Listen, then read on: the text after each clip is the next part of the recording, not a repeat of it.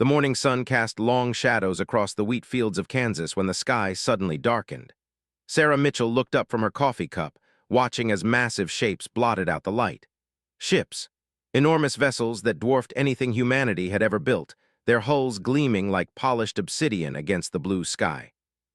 Across the galaxy, the Zephyrian Empire had conquered 12 star systems in the past century. Their military doctrine was simple and effective: overwhelming force followed by complete subjugation. Admiral Thexgar stood on the bridge of the flagship Dominator, his scaled hands clasped behind his back as he gazed down at the blue marble below. "A primitive world," his tactical officer reported, tentacles writhing with excitement. "Single species barely achieved faster-than-light travel. Their most advanced weapons appear to be fusion-based." Thexgar's reptilian features twisted into what passed for a smile among his people. "Perfect. The High Command wants this system for its strategic location. Eliminate their resistance, harvest their resources, and prepare the planet for colonization. Standard protocol." The first wave of attacks came without warning. Plasma beams lanced down from orbit, vaporizing military installations across Earth. The Pentagon, NORAD, major air bases in Russia and China all turned to glass and ash within the first hour. Communication networks collapsed as orbital satellites were swept away like leaves in a hurricane. In the underground bunkers of NORAD, General Patricia Williams watched her screens go dark one by one. "Ma'am, we've lost contact with all surface installations," her aide reported, voice shaking. "Estimate 80% of our conventional military capability is gone." But the aliens had made their first mistake. They had studied human military installations, monitored radio transmissions, and analyzed satellite deployments. What they hadn't counted on was humanity's greatest strength: their ability to adapt and survive against impossible odds. In a hidden facility beneath the Swiss Alps, Dr. James Chen received an encrypted message that made his blood run cold. The Prometheus Project, humanity's most classified military program, was now their only hope.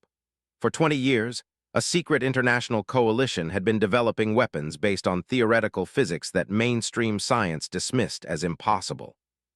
"They've activated Protocol 7, Chen told his team, his voice echoing in the sterile corridors. "Everything we've worked for, every breakthrough we've hidden from the world, it's time." The Zephyrian ground invasion began at dawn on the second day. Massive dropships descended through Earth's atmosphere, disgorging armies of 10-foot-tall reptilian warriors armed with energy weapons that could melt through tank armor. They expected to find a broken, demoralized population ready for conquest. Instead, they found empty cities. Major Crixtal led the first wave into New York City, his troops spreading through the abandoned streets. "Where are they?" he hissed into his comm unit. "Thermal scans show minimal life signs. Did they evacuate the entire population?" From hidden positions throughout the city, human resistance fighters watched and waited. They had learned the hard way that conventional warfare wouldn't work against an enemy with superior technology. But humans had something the Zephyrians didn't understand: the capacity for asymmetric warfare refined by centuries of conflict. In sewers, subway tunnels, and building basements, improvised weapons waited. Not the crude explosives the aliens expected, but devices that shouldn't have existed according to known physics. Quantum disruptors that could phase through energy shields. Gravity bombs that turned the enemy's own mass against them.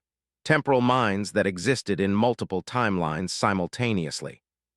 The first alien patrol to trigger a human trap simply vanished.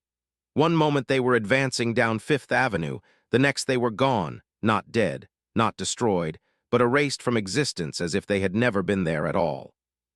"Impossible," Admiral Thexgar snarled as the reports flooded in.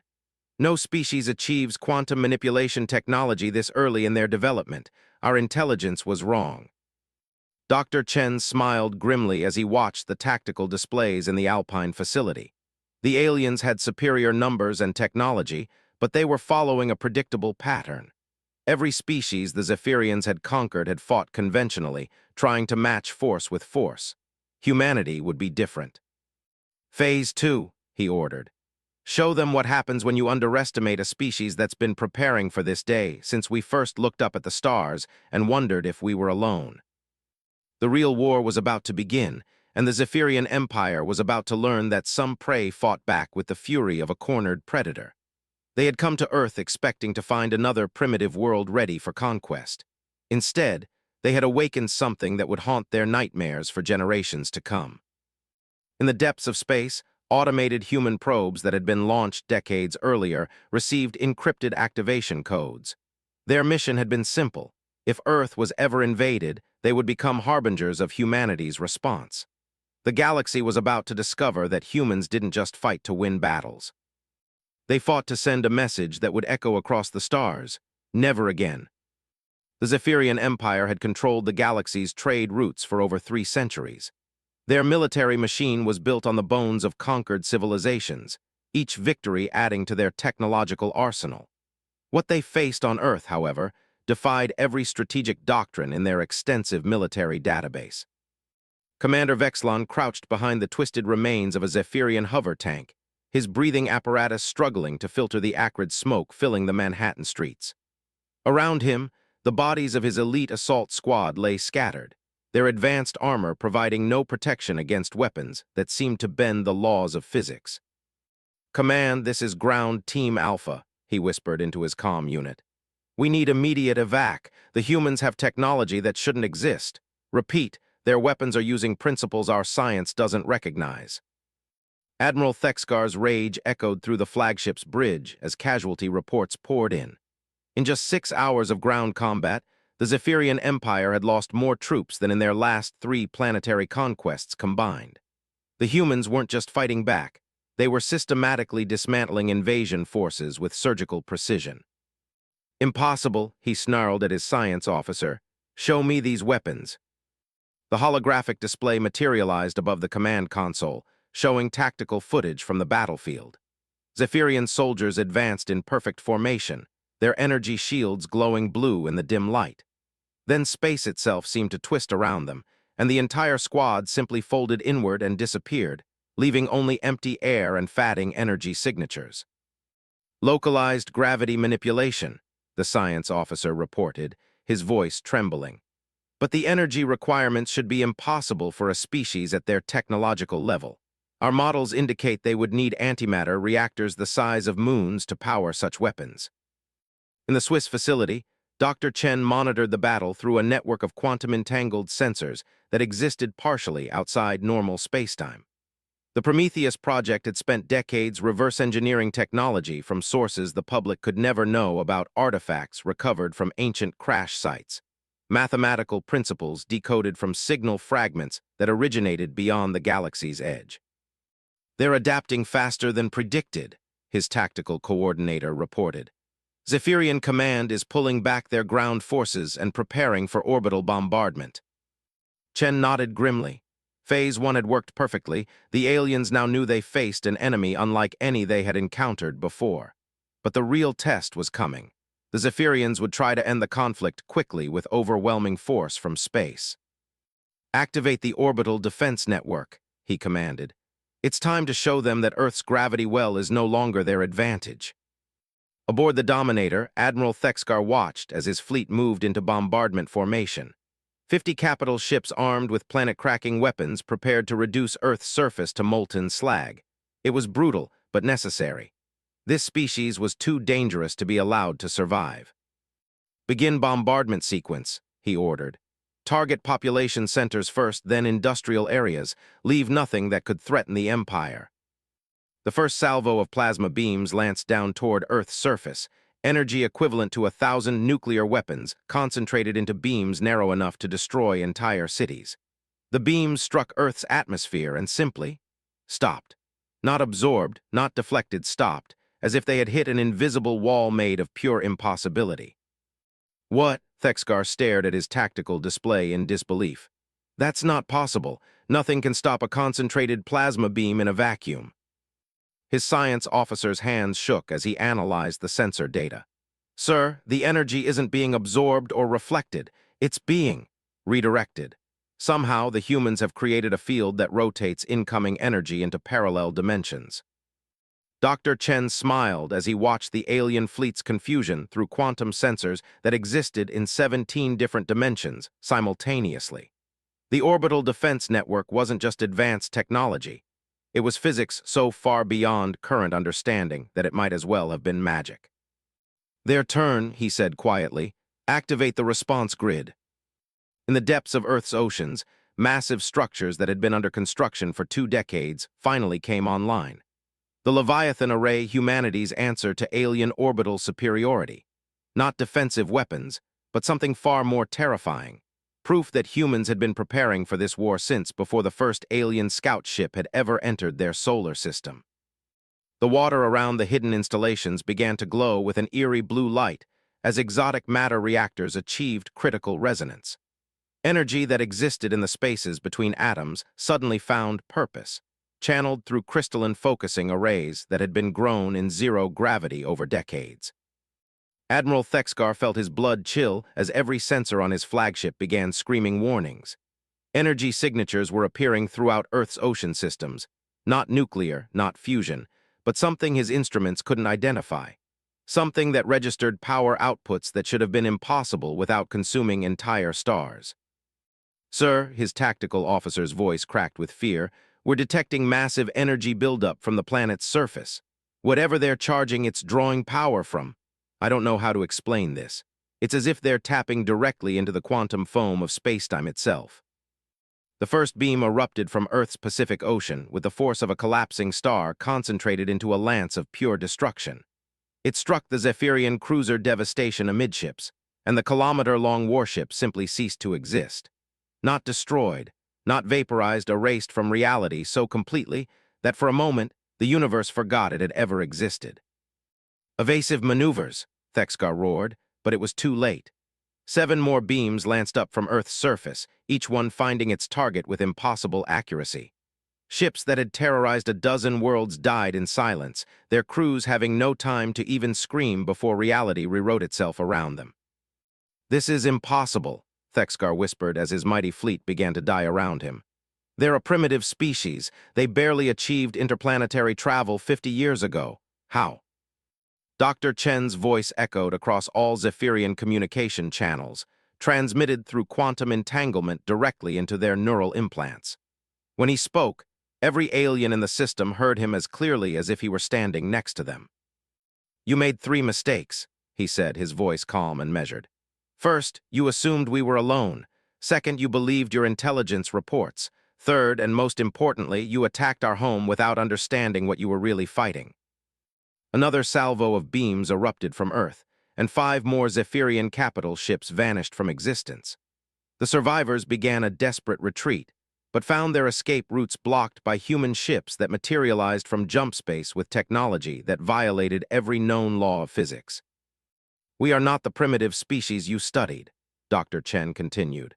"We are the species that learned from every civilization that came before us. We are the inheritors of knowledge from the first ones, the students of the ancients, and the guardians of secrets your empire has spent millennia trying to forget." Admiral Thexgar's hands shook as he realized the horrible truth. The humans hadn't developed this technology themselves. They had been chosen by something far older and more powerful than the Zephyrian Empire. Something that had been waiting for the right moment to remind the galaxy why some worlds should never be touched. The war was far from over. It was just beginning, and for the first time in centuries, the Zephyrian Empire faced an enemy that possessed the power to not just resist them, but to destroy them completely. The hunters had become the hunted, and Earth was no longer a prize to be claimed. It was a fortress that would become the launching point for humanity's terrible vengeance. The retreat from Earth's orbit was a nightmare that would haunt Zephyrian military commanders for generations. Of the 50 capital ships that had entered the Sol system with absolute confidence, only 12 limped away into jump space, their hulls scarred by weapons that rewrote the fundamental forces of nature. Admiral Thexgar sat in his damaged command chair, staring at casualty reports that made no sense. Entire crews had vanished without their ships taking any apparent damage. Others had aged decades in seconds, their biological processes accelerated by temporal weapons that shouldn't have been possible. The humans hadn't just defeated the Empire's finest fleet, they had done it with such casual efficiency that it felt like a demonstration rather than a battle. "Send word to High Command," he ordered, his voice hoarse with defeat. "Earth is not a primitive world, it's a trap, a weapon pointed at the heart of the Empire." On the Zephyrian homeworld of Kethvar, the High Council received Admiral Thexgar's report with disbelief that quickly turned to terror. For 3 centuries, their empire had expanded unchallenged across the galaxy. No species had possessed the technology to seriously threaten their superiority. The idea that a supposedly primitive world could destroy their most advanced fleet was beyond their comprehension. Supreme Admiral Vorthak, commander of the Empire's entire military force, studied the tactical recordings with growing horror. "This is impossible," he declared to the assembled council. "No species develops quantum manipulation technology before achieving faster-than-light travel. It violates every known pattern of technological development." Elder Zexron, oldest member of the council, slowly raised his scaled head. His ancient eyes held knowledge that few others possessed memories of the Empire's earliest days, when they had encountered forces in the galaxy that defied explanation. "Not impossible," he wheezed. "Forbidden, these humans, they have found the ruins, haven't they? The ancient sites we were ordered never to investigate." A chill settled over the council chamber. Every Zephyrian child learned the stories, whispered legends of a civilization so advanced that their technology appeared to be magic. The precursors, some called them. The first ones. A species that had vanished from the galaxy eons ago, leaving behind only empty worlds and cryptic warnings about the dangers of reaching too far into the quantum realm. Meanwhile, on Earth, Dr. Chen stood in the deepest levels of the Swiss facility, surrounded by artifacts that predated human civilization by millions of years. The chamber was carved from a single piece of material that didn't appear in any periodic table, its walls covered with symbols that seemed to shift and change when viewed directly. "The Watchers are awakening," reported Dr. Sarah Martinez, the project's xenoarchaeologist. She gestured to crystalline structures that pulsed with inner light, their patterns becoming more complex with each passing hour. "The artifacts are responding to the Zephyrian presence in ways we've never seen before." Chen nodded grimly. The Prometheus project had been built around humanity's discovery of ancient ruins in Antarctica 70 years ago. The technology they had reverse-engineered was just the beginning. The ruins themselves had been teaching them, guiding their development in subtle ways that only now became clear. "They left these weapons for a reason," he said, touching one of the crystal formations. It was warm beneath his fingers, humming with energy that existed in multiple dimensions simultaneously. "Not just to defend ourselves, but to send a message to any species that followed in their footsteps." The message was simple and terrifying. Some things should not be disturbed. 3 weeks after the failed invasion of Earth, the Zephyrian Empire received an unexpected transmission. It came from empty space, broadcast on frequencies that penetrated through their most advanced shielding as if it didn't exist. "People of the Zephyrian Empire," the voice began, speaking in their own language with perfect inflection. "You have awakened something that has slept for eons. Your attack on Earth has been noted and judged." Supreme Admiral Vorthak leaned forward in his command throne, studying the transmission's origin point. Nothing showed on sensors, no ship, no energy signature, nothing that could explain how the message was reaching them across impossible distances. "We are the inheritors of those who came before," the voice continued. "The guardians of their legacy and the executors of their will. You have violated the ancient laws and must face the consequences." The transmission ended, leaving the Zephyrian leadership in stunned silence. Then their outer sensors began detecting something that made their blood run cold. Ships were emerging from jump space throughout their territory, not entering their space, materializing within it, as if distance meant nothing to the beings that crewed them. The vessels were unlike anything in the Empire's databases. Sleek, organic-looking craft that seemed to be grown rather than built, their hulls rippling with energy patterns that existed in spectrums the Zephyrians couldn't perceive. When scanned, they registered as being simultaneously present and absent, existing in multiple realities at once. "This is impossible," Vorthak breathed as reports flooded in from across the Empire. "They're appearing everywhere at once. No species can coordinate an attack across this much space simultaneously." But the humans could, not because they had developed faster-than-light communication, but because they had learned to think in dimensions the Zephyrians couldn't imagine.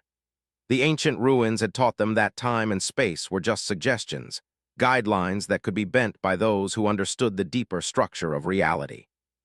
Commander Sarah Mitchell, The same farmer's daughter who had watched the first alien ships darken Kansas skies, stood on the bridge of the human vessel Retribution.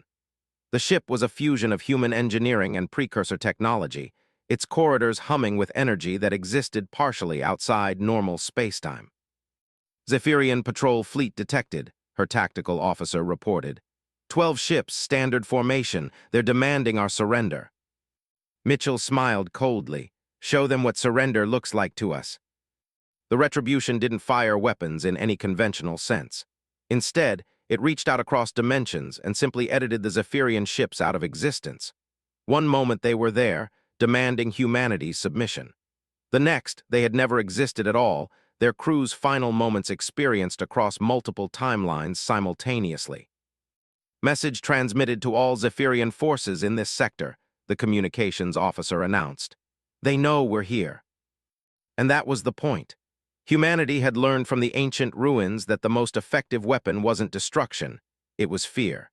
The knowledge that somewhere in the galaxy existed a force that could reach out and unmake you without warning, without mercy, and without the possibility of resistance. The Zephyrian Empire had ruled through strength and intimidation for centuries. Now they faced an enemy that turned those tools against them, wielding power so far beyond their understanding that resistance seemed not just futile, but meaningless. Admiral Thexgar, cowering in the deepest bunkers of a frontier world, sent one last message to High Command before the human ships found him. They're not just fighting us. They're rewriting the rules of existence itself. We didn't attack a planet. We woke up something that has been sleeping since the galaxy was young. The message was received just as the first human ships arrived in orbit above the Zephyrian homeworld. Their impossible weapons trained on a civilization that was about to learn the true meaning of helplessness. The war was entering its final phase, and mercy was no longer an option humanity was prepared to consider. The Zephyrian homeworld of Kethvar had never known fear. For 3 centuries, it had been the center of an empire that stretched across dozens of star systems, its cities gleaming monuments to conquest and superiority. Now, as human ships materialized in orbit with technology that violated every known law of physics, that confidence crumbled like sand. Supreme Admiral Vorthak stood in the capital's primary defense center, watching displays that showed impossible readings. The human fleet didn't register on conventional sensors. They existed in multiple dimensions simultaneously, their energy signatures flickering between realities like ghosts that refused to stay dead. All planetary defense systems are online, his tactical coordinator reported, tentacles writhing with barely controlled panic. Orbital platforms, surface batteries, everything we have. Vorthak nodded grimly. Kethvar's defenses had been built to withstand siege by entire fleets. Energy shields that could deflect planet-cracking weapons surrounded the world in layers of protective force. No enemy had ever breached them. Fire when ready, he ordered. Show these humans what happens when they threaten the heart of the Empire. The response was immediate and overwhelming. Hundreds of energy beams lanced up from Kethvar's surface, joined by volleys of antimatter missiles from orbital platforms. The combined firepower could have destroyed a moon. It struck the human fleet and simply passed through them as if the ships were mere illusions. Commander Sarah Mitchell stood on the bridge of the Retribution, watching the Zephyrian attack with detached interest. The weapons passed through her ship without effect, existing in dimensions that her vessel had long since transcended. They still don't understand, she said softly. They think this is a war between equals. Dr. Chen's voice echoed through the ship's communication system, broadcast simultaneously to every human vessel in the fleet. Begin the demonstration. Show them what their empire has awakened. The human fleet's response defied every principle of warfare the Zephyrians understood. Instead of attacking the planet's defenses, they reached out across space and time itself, touching the quantum foundations of reality with tools that had been old when the galaxy was young. The first orbital platform simply stopped. Not destroyed, not disabled, frozen in time, its crew experiencing the same moment across infinite timelines while their technology gradually forgot how to function. The second platform began aging rapidly, its hull corroding and systems failing as centuries passed in seconds. This is impossible, Vorthak roared, watching his defenses collapse without any visible cause. They're not using weapons, they're manipulating the fundamental forces of the universe. In the depths of space, Elder Zexron sat in his private meditation chamber, ancient memories stirring as he watched the human demonstration. He had been young when the Empire first encountered traces of the precursor's ruins on dead worlds, artifacts that defied analysis, and warnings carved in stone about the consequences of hubris. "The Watchers have returned," he whispered to himself. "Not the original ones, but their inheritors, the galaxy remembers." The human fleet's true purpose became clear as their ships began to change. What had appeared to be vessels constructed from metal and energy revealed their true nature. They were alive, grown from seeds of precursor technology that had waited eons to bloom. Their hulls rippled and flowed, reshaping themselves into forms that existed partially outside normal space. Commander Mitchell felt the retribution respond to her thoughts, its consciousness merging with her own in ways that made traditional command structures obsolete. She was no longer just the ship's captain. She was part of its distributed intelligence, a fragment of something vast and ancient that had chosen humanity as its instrument of judgment. "Begin the unmaking," she said, her voice echoing with harmonics that shouldn't have been possible for human vocal cords. The process started slowly, almost gently. Individual Zephyrian ships throughout their territory began to experience temporal displacement. Their crews aged years in minutes, or found themselves reliving the same moment endlessly. Others discovered that their weapons no longer remembered how to fire, their targeting systems unable to comprehend targets that existed in multiple realities simultaneously. Supreme Admiral Vorthak watched his empire begin to dissolve around him. Reports flooded in from across Zephyrian space fleets vanishing without trace, colonies finding themselves cut off from normal space-time, entire star systems experiencing localized reversals of causality that made military coordination impossible. "They're not conquering us," he realized with growing horror. "They're editing us out of existence, making it so we never were." On Earth, Dr. Chen stood before the precursor artifacts in the Swiss facility, their crystalline forms now blazing with light that existed in spectrums human eyes couldn't perceive. The ancient guardians were fully awakened now, their consciousness flowing through humanity's ships and weapons like electricity through copper wire. "Show them," he said to the awakened intelligence that spoke through the crystals. "Show them what they disturbed." The response was immediate and absolute.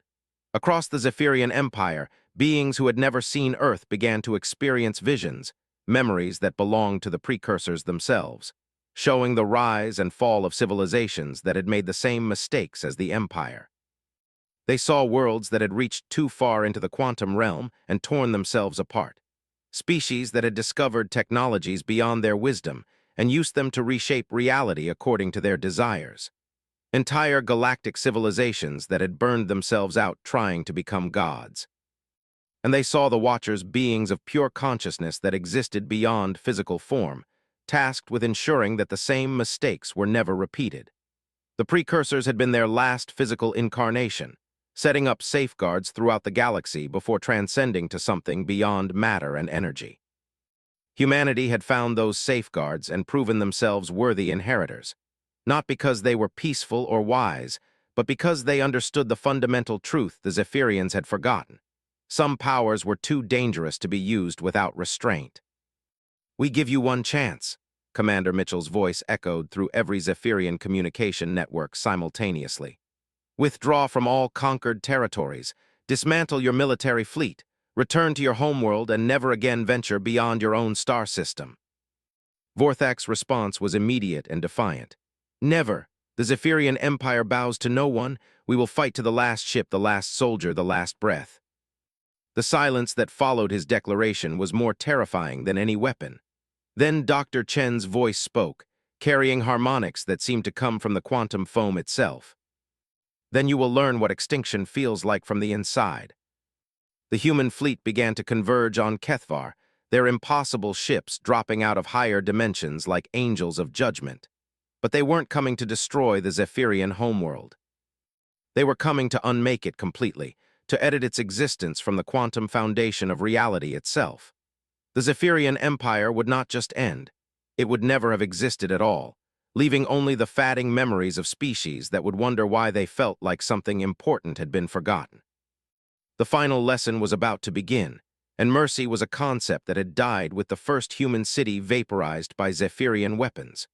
The universe would remember this moment as the day an empire learned that some prey fought back with the power of gods.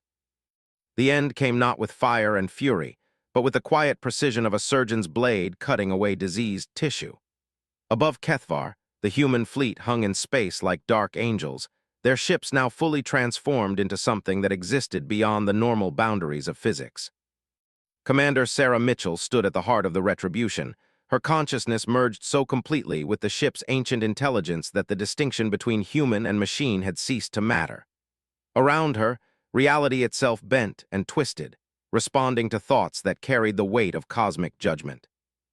"Begin the final protocol," she said, her voice echoing through dimensions that the Zephyrians didn't even know existed. The process started at the quantum level, where reality was most malleable. Human technology reached into the fundamental structure of space-time and began to carefully edit the mathematical constants that governed existence in this region of space. Not destroying the Zephyrian homeworld that would have been crude and unnecessary. Instead, they were making it so that Kethvar had never existed in the first place. Supreme Admiral Vorthak felt it beginning as a strange disconnection from his surroundings. The command center around him seemed less solid somehow, as if it were becoming a memory rather than reality.